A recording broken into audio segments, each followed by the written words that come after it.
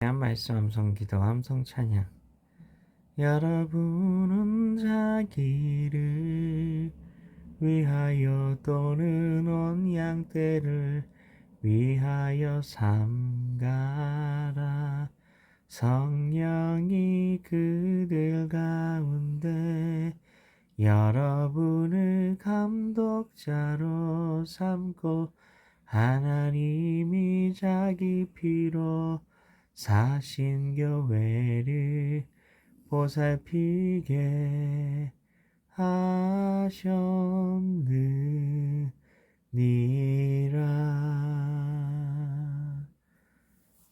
여러분은 자기를 위하여 또는 온 양떼를 위하여 삼가라. 성령이 그들 가운데 여러분을 감독자로 삼고 하나님이 자기 피로 사신 교회를 보살피게 하셨느니라. 사도행전 20장 28절 말씀. 아멘. 말씀 기도입니다. 하나님 아버지, 사도 바울은 장로들에게 왜 그들이 양떼의 감독자라고 하나요? 감독자라는 말은 통제하고 지시하는 자라는 뜻이 아닌가요? 왜 감독자라는 말을 하고 있나요? 바울이 장로님들에게 명한 동사를 보면 감독자의 의미를 알 수 있습니다. 영어로 보면 보호하다는 의미를 가진 guard, 먹인다는 의미를 가진 feed라는 동사가 사용되었습니다. 그리고 바울은 분명히 그의 교회, 하나님의 교회라고 말하고 있습니다. 신약시대의 장로, 집사라는 직분은 현재와는 다른 의미였습니다. 사도와는 구분되었고 현재 목회자와 비슷한 의미로 이해할 수 있다고 할 수 있습니다. 그렇기 때문에 바울은 그들에게 너희 것이 아닌 하나님의 양들을 보호하고 먹이라고 말씀하신 것입니다. 엄청난 책임을 맡겨주신 겁니다. 양떼의 주인이신 하나님이 어떻게 양들을 돌보셨을지 생각하며 최선을 다해 보호하고 말씀으로 먹이라고 하시는 겁니다. 그러니 목회자는 감독하는 사람이 아닙니다. 자신도 하나님의 양입니다. 그래서 영어 성경은 리더라고 번역하고 있습니다. 교회의 리더는 이런 마음가짐을 가져야 한다는 겁니다.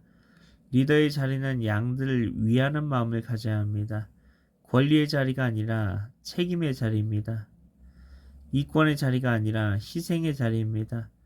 자리에 연연하거나 자기 주머니나 채우는 사람은 교회의 지도자의 자격이 없는 겁니다.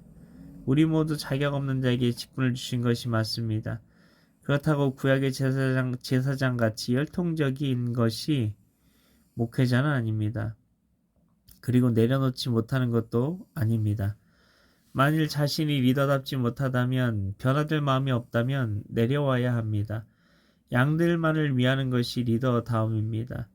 교회에서 직분은 하나님께서 교회를 위해 우리에게 허락하신 것일 뿐입니다. 바울이 이제는 주님의 양들을 그들에게 맡기면서 가장 먼저 부탁한 것은 자신부터 지키라는 겁니다. 이것을 우리말 성경은 삼가라고 말합니다. 이것은 주의하라, 조심하다 라는 뜻을 가지고 있습니다. 자신부터 악으로부터, 죄로부터 지켜내야 한다는 겁니다. 바울은 그 마지막 여정을 시작하면서 주님의 양떼를 목회자, 양들을 돌보는 자로 부름받은 이들에게 어떤 마음가짐을 가져야 하는지 나누어 주었던 것입니다. 그리고 그 양떼가 바로 교회고 그 교회는 양떼의 주인이신 예수님의 핏값으로 사셨다고 합니다. 주님의 핏값 주고 사신 교회를 우리에게 주어진 직분으로 어떻게 섬기고 있는가를 돌아보아야 한다는 겁니다. 하나님 아버지, 우리에게 직분을 주신 이유, 예수님께서 핏값 주고 사신 그 양떼를 위하라고, 지키라고, 먹이라고 주신 것임을 가슴에 새기게 하소서. 이를 위해 오늘도 말씀 함성 기도 함성 찬양 가운데 나아가오니 성령으로 임하사 주님의 양들을 더 사랑하게 하옵소서. 믿고 감사드리오며 예수님의 이름으로 기도하옵나이다. 아멘.